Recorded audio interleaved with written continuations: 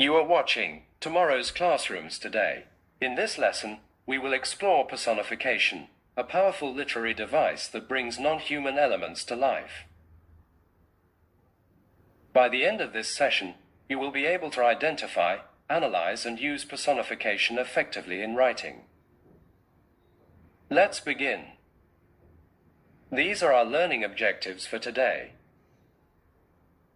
By the end of this lesson, you will understand how personification works and its significance in making language more engaging. What is personification? Personification gives life to inanimate objects and concepts. By attributing human qualities, we make our writing more vivid and relatable. Take a look at the example. Does the wind actually whisper? No, but this description makes it feel more alive. Let's play a quick game. I'll read a sentence, and you tell me what human action or trait is given to a non-human thing. The first rays of morning tiptoed through the meadow. Tiptoeing, the wind whistled through the trees. Whistling, the star smiled playfully in the moonlit sky. Smiling, my alarm clock said, "Wake up." Speaking, the wolf appeared as a cunning corporate leader. Cunning. Why do authors use personification? It adds emotion and makes descriptions more powerful. Imagine if we just said, "The wind blew."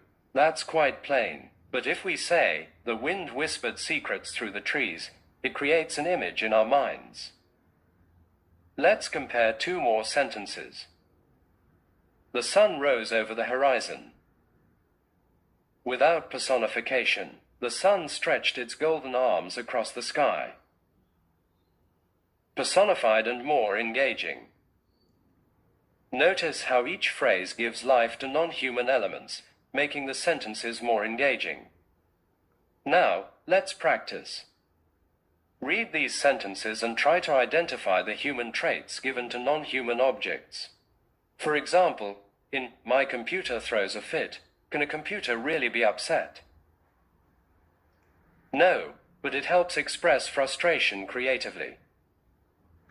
Let's try another exercise. Read these sentences and identify the personification. What human actions do house, moon, and snow perform? House, appearing depressed. Moon, winking. Earth, cradling. Let's test our understanding of personification. Fill in the blanks with personification. Answer 1, whispered. Answer 2, glared. Answer 3, watched. Sometimes, personification is used in images. Look at the images and identify the human characteristics given to non-human entities. Image 1, a car smiling. Image 2, a flame dancing.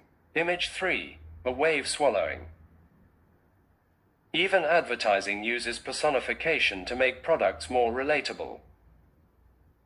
A car, caring, Huggies hugging, or Nutty bars unwrapping a smile sounds playful and makes the brand memorable. Let's try this. Look at these ads.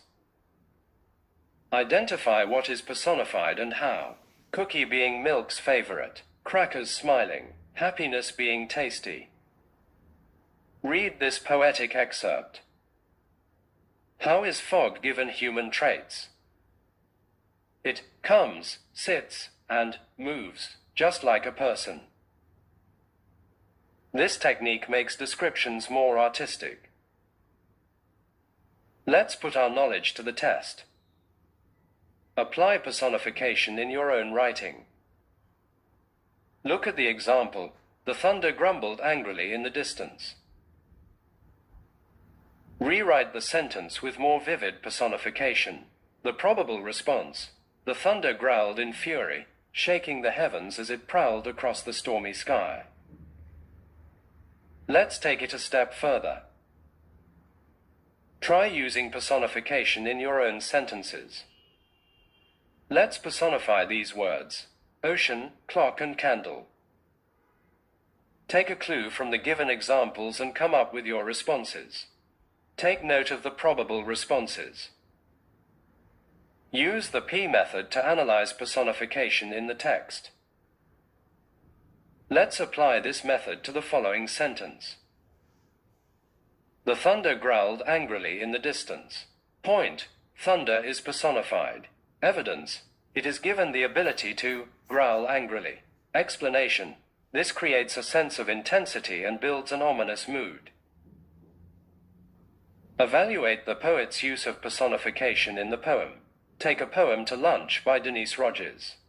Denise Rogers personifies a poem, treating it as something that he could take to lunch or out on the town. Now, it's time for you to be creative. Choose one of these writing prompts and use personification to bring your ideas to life. That's it for now. Thanks for joining this journey into the world of personification.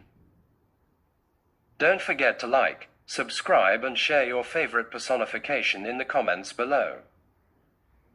Let's keep learning together.